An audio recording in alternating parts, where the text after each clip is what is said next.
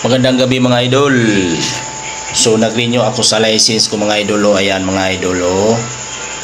Yung 3 years naging 10 years na po. Kung hindi dahil kay Tatay Digong, kay Duterte po, nung siya pang naging presidente, siya lang ang nakagawa nito.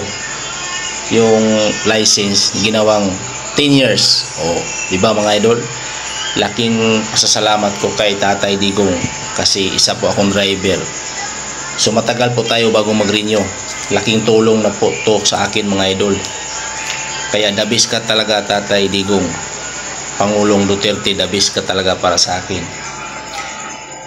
Yung sinabi nila na walang nagawa daw, para sa akin may nagawa siya Kasi yung license ko pa lang laging 10 years na po.